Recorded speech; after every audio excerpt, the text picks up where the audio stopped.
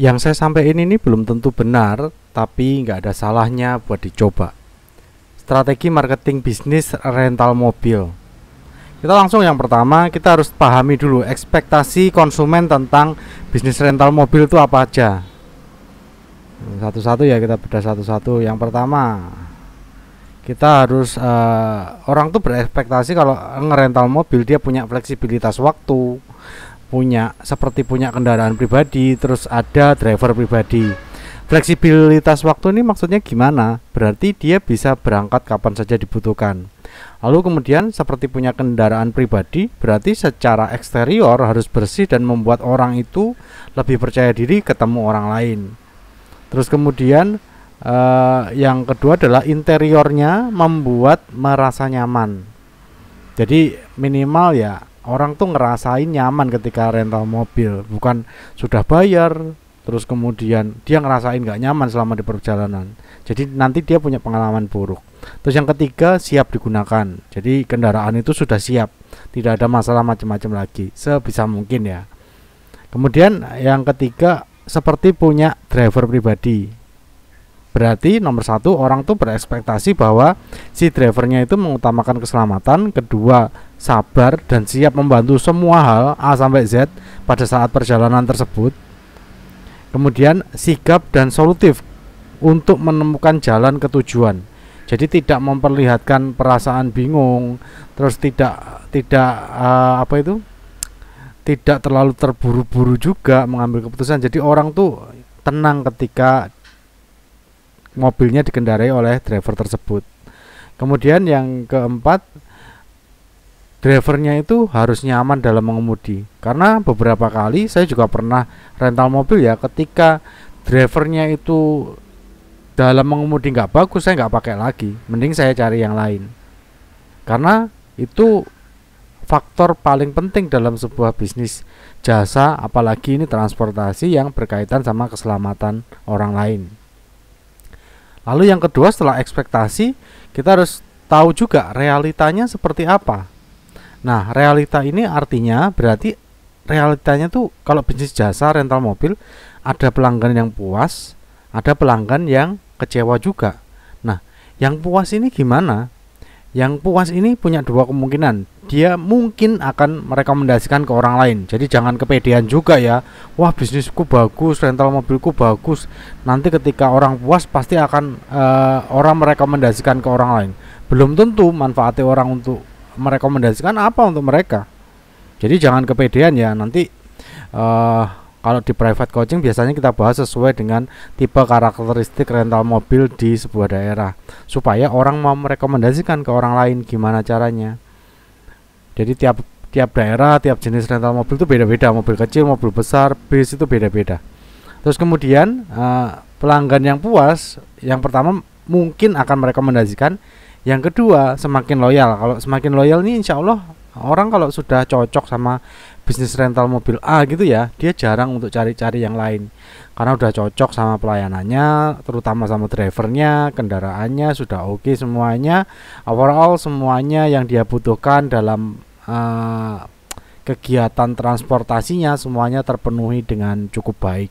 Jadi orang akan tambah loyal lagi. Lalu yang kedua, realita yang kedua kemungkinannya itu pelanggan kecewa. Pelanggan kecewa ini dia cuma punya satu kemungkinan, cerita pengalaman buruk orang lain. Meskipun dia tidak niat cerita, tapi kalau distimulus, ada stimulus orang mau rental ke kita, cerita ya. Oh, saya mau kemarin dapat penawaran ini, saya mau rental ke rental A. Kalau misalkan punya kita namanya rental A, orang tersebut pasti akan ngomong, kemarin saya rental di sana. Pasti akan ngomong kayak gitu secara tidak sadar. Jadi realitanya kita harus pahami juga bahwa ada dua realita. Yang pertama, pelanggan puas, dia akan mungkin merekomendasikan atau semakin loyal. Yang kedua, pelanggan kecewa, dia sudah pasti kemungkinan besar akan cerita pengalaman buruknya, baik secara sengaja maupun tidak sengaja ke orang lain. Lalu gimana cara mengantisipasinya? Nah, ini langkah antisipasinya ya. Yang pertama, kita harus buat dokumentasi testimoninya. Jadi langkah antisipasi yang pertama yang harus kita lakukan, buat dokumentasi testimoni, entah itu screenshot, entah itu orang foto atau orang video ngomong tentang pelayanan kita buat testimoninya terdokumentasi. Karena bisnisnya jasa. Kemudian lalu ajak orang untuk menulis ulasan di akun Google Maps bisnis. Nah, seperti yang saya sampaikan, orang itu sekarang tidak melulu menilai itu dari kata-kata baik atau kata-kata jelek. Orang tuh membandingkan. Makanya tempat pembandingnya harus tepat. Jangan sampai testimoni itu hanya dalam folder galeri kita aja atau sosial media kita saja. Karena secara validitas kurang valid, karena tidak bisa dikomentarin oleh orang lain dan tidak bisa terlihat secara publik ke semua orang. Tapi kalau di akun Google Maps itu akan terlihat secara publik, ulasan bintang 1, 2, 3, 4, 5 dan kata-katanya seperti apa, fotonya seperti apa, videonya seperti apa. Publik akan tahu kalau kita punya ulasan positif, meskipun dia belum punya kebutuhan untuk rental mobil, tapi orang sudah bisa lihat ulasan positif tentang bisnis kita apa. Sebaliknya, kalau kita punya ulasan negatif, orang akan menilai, publik akan menilai bagaimana cara bisnis kita menyelesaikan masalah pelanggan yang kecewa. Makanya beberapa klien saya itu kalau ada komentar negatif, bilang ke kita dulu, nanti kita bahas kata-kata seperti apa yang seharusnya disampaikan. Jangan langsung dibalas, jangan emosional, karena publik akan menilai bagaimana cara kita menanggapinya. Lalu yang berikutnya adalah kita harus pahami juga customer journey-nya, perjalanan pelanggan dari yang belum jadi pelanggan sampai jadi pelanggan ya. Yang pertama pelanggan baru ya. Pelanggan baru ini biasanya mereka akan mencari di Google.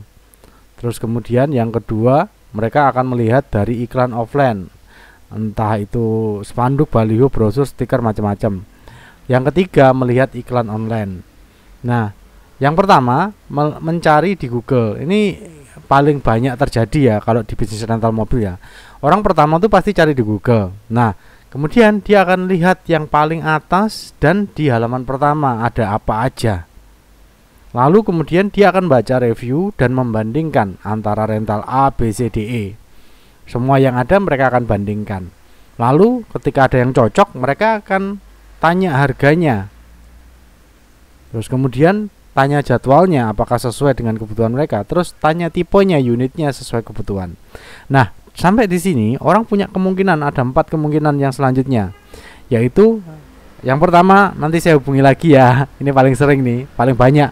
Jangan baper karena itu memang kita mempertinggi faktor kemungkinan, sedang mempertinggi faktor kemungkinan. Kan ada hukum 80-20 ya yang Pareto ya.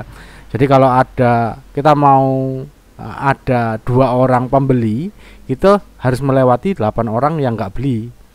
Jadi dari 10 kali percobaan orang kontak kita, 10 orang yang kontak kita, yang 8 itu pasti nanti saya hubungi lagi. Tapi yang 2 kemungkinan besar mereka akan langsung deal dengan bisnis kita.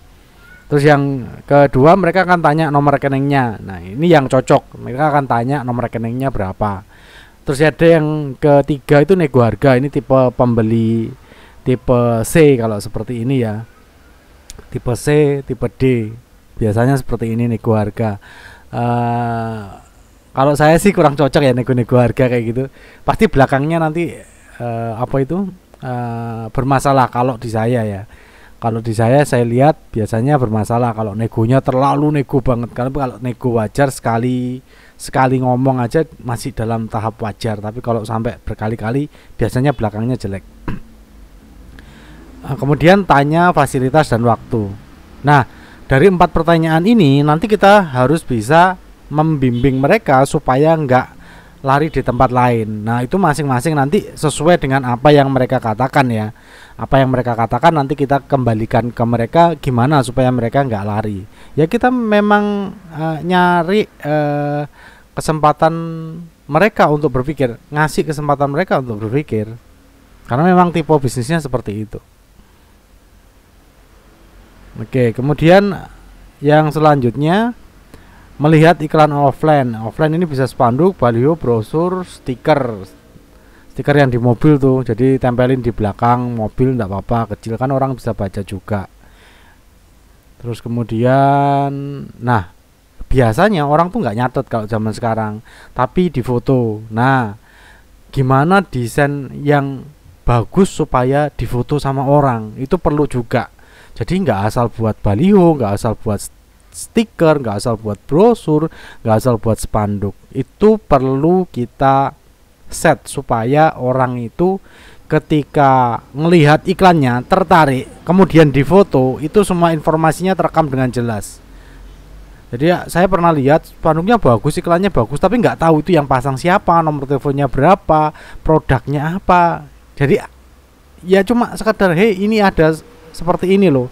Buat apa mau buang-buang duit lagi? Jangan bakar-bakar duit. Kita sedang marketing ya. Jadi kita perlu mendesain desain yang menarik untuk iklan offline kita juga, supaya mau difoto, orang tuh mau foto. Kemudian yang ketiga, melihat iklan online. Nah, ini iklan online ini biasanya mereka melihat konten terbaru kita apa yang ada di media sosial. Kemudian setelah itu diklik. Setelah diklik iklannya di konten kita diklik, lalu masuk ke sini. Pertanyaannya sama. Tanya harga, jadwal, tipe, dan unit yang sesuai dengan kebutuhan. Nanti jawabannya juga sama juga. Nanti saya hubungi nomor rekening, nego harga, tanya fasilitas dan waktu, sama. Jadi dua hal ini sama, lihat konten. Terus kemudian melihat review Google. Orang melihat review Google ini ya. Yang pelanggan lama mereka melihat review Google, mereka akan lihat review terbaru yang sudah pernah digunakan. Yang mereka pengalaman lalu sudah pernah pakai kita, mereka akan lihat review kita yang baru. Jadi harus terus diperbarui ya supaya kita update di Google Maps-nya, tapi review yang baik. Kalaupun yang nggak baik, kita bisa mengatasinya dengan cara yang baik juga. Jawabannya itu loh, kita harus benar-benar pikirin, jadi jangan asal jawab emosional. Terus kemudian mereka akan ngeklik hubungi. Nah, hubungi jatuhnya kemana lagi? Ke kita lagi. Tanya harga, jadwal, tipe, jawabannya juga sama juga nantinya. Nah, sampai situ ini satu lagi ya, langsung WA order lagi. Kalau pelanggan lama yang loyal nih, tipe A sama tipe B. Nanti next time mungkin saya buat video tentang tipe pelanggan ya, biar lebih jelas lagi ya. Jadi ya kalau langsung order WA lagi ya alhamdulillah sudah rezeki kita gitu, karena ya kita sudah mempersiapkan semuanya juga selama ini ya, menjaga hubungan baik, macam-macam yang kita lakuin di atas tadi. Nah, gimana caranya? Ini yang pertama kita ulas lagi ya, yang atas tadi ya. Untuk pelanggan baru menjangkaunya kita gimana? Lihat yang paling atas di halaman pertama. Kita bisa pakai optimasi Google Maps. Jadi si akun Google Maps kita itu kita optimasi. Bagaimana caranya supaya ditemukan di halaman pertama dan orang yakin sama akun kita meskipun reviewnya belum banyak, meskipun itu akun baru. Jadi ini ada tekniknya ya, bisa belajar di Google Maps Marketing, nanti linknya ada saya taruh di deskripsi ya. Grup Facebook ada di deskripsi linknya. Nanti next time mungkin bisa buka kelas atau ada e-course-nya juga. Nanti linknya saya kasih di deskripsi lah. Tapi yang jelas optimasi Google Maps ini bisa dengan cara yang organik, yang ada di grup saya itu yang organik ya. Ada yang bisa pakai Google Ads. Nah, Google Ads ini ya si akun Google Maps itu kalau sudah bagus, sudah siap, kita bisa ads kan. Itu pasti langsung tayang halaman 1, peringkat 1, langsung mendominasi di atas. Terus kemudian yang berikutnya ini yang spanduk, baliho, stiker ini harus siap budget marketingnya, karena iklan offline itu budgetnya lebih besar daripada iklan online ya kalau untuk pemula ya. Kalau yang sudah profesional, sudah terbiasa iklan online, bisa-bisa budget marketingnya ini memang lebih besar daripada yang offline. Tapi tergantung situasi dan kondisinya ya. Tapi pengalaman saya kalau pemula yang iklan offline-nya secukupnya aja lah. Tapi pastikan tadi ya, fotonya iklan offline kita itu bikin orang tuh ngambil kameranya dan buat foto. Itu yang harus kita desain nanti. Kalau bingung desainnya bisa order juga di Ads Creator ya nanti. Linknya juga saya taruh di deskripsi nanti. Terus kemudian yang konten terbaru. Nah, ini kalau mereka akan menilai kita dari kita seberapa aktif di media sosial. Kita memang harus eksis ya. Eksis tuh kita bisa pakai cara organik, bisa pakai ads juga, sama seperti ini tadi, pakai organik. Nah, organiknya ini kita harus minimal satu konten lah setiap hari, satu feed lah, postingan lah setiap hari, untuk memperbarui supaya akun kita itu dinilai aktif sama orang yang masuk nanti ngelihat si media sosial kita. Nah, kalau nggak sempet kelola sosial medianya, bisa pakai jasanya adscreator.id juga ya. Linknya ada di deskripsi juga. Semuanya pokoknya saya lagi promosi juga ya. Semuanya linknya saya taruh di deskripsi nanti. Mana yang cocok silahkan dipilih aja. Kalaupun nggak cocok ya nggak apa-apa sih. Yang penting Bapak Ibu dapat manfaat dari video ini. Terus kemudian pakai ads. Nah, ini kalau kontennya sudah bagus, jangan dibiarin cuma konten organik saja, tapi juga di ads kan. Ini untuk menjangkau orang-orang yang belum mencari. Kalau di Google itu kan tipikalnya dia mencari ya, tapi selalu ada orang yang membeli itu, memutuskan itu karena situasi ada di depannya dia. Jadi mau nggak mau dia baca di feednya dia. Oh, ini nih yang tak cari nih. Kan bisa, kalau ads tuh bisa diatur ya. Orang-orang yang sedang mencari tiket perjalanan, oh berarti kemungkinan dia akan membutuhkan mobil untuk perjalanan dia. Atau orang yang baru datang dari luar negeri misalnya, mengunjungi keluarganya yang ada di sini, atau orang yang akan mau menikah. Jadi kita bisa setting macam-macam kalau di ads. Itu fungsinya pakai ads. Jadi konten yang organik sudah jalan bagus, rutin, eksis setiap hari. Kemudian kita tambahin pakai ads-nya juga. Tuh. Kemudian yang review, ini yang review, melihat review di Google itu sudah pernah digunakan, yang sudah pernah digunakan. Ini orang menilai cara kita menangani konsumen baru. Nanti orang baca kok. Saya pun juga baca kayak gitu. Tipikal saya juga baca review yang ada di ulasan. Meskipun itu buruk, belum tentu saya menilai itu buruk. Saya akan lihat bagaimana cara dia mengatasi masalah dengan konsumen di bisnisnya. Kemudian yang biru ini apa? Oh, ini program marketing, lupa saya belum buka ya. Ini program marketing. Jadi kalau tadi sudah semuanya ya, ini tahap persiapan sebenarnya ya. Kalau bisnis jasa nggak pakai persiapan ya, sama dengan kita bunuh diri ya. Kalau nggak pakai persiapan, jadi orang tuh akan menilai seberapa kita bisa melayani kebutuhannya, memenuhi kebutuhannya. Ya, bisnis jasa itu persiapannya banyak, terutama servis, layanan, standar operasional yang kita jalankan dalam bisnis kita. Makanya penting banget untuk mengenali ini. Nah, ini program marketingnya. Yang pertama, memberi kejutan yang menyenangkan. Jadi kejutannya apa? Kalau di di bisnis jasa seperti ini mungkin bisa kasih snack sesuai dengan jumlah penumpang, kasih snack, makan dan minum. Toh juga itu nggak nyampe 10% dari budget keuntungan kita kok. Dari keuntungan bersih kita tuh nggak nyampe. Kita ngasih satu snack sama satu minum, orang udah seneng. Kadang ada orang yang nggak sempat sarapan kan. Nah, itu kita bisa jadikan kelebihan rental mobil kita daripada di tempat lain. Sesuai kursi penumpang aja. Kalau yang bawa anak kecil lebih dari satu ya biarin urusan mereka. Tapi secara bisnis kita sudah menyiapkan, kalau mungkin mobilnya isinya 8 orang, ya sudah 8 paket snack. Itu orang sudah seneng, terkejut tuh.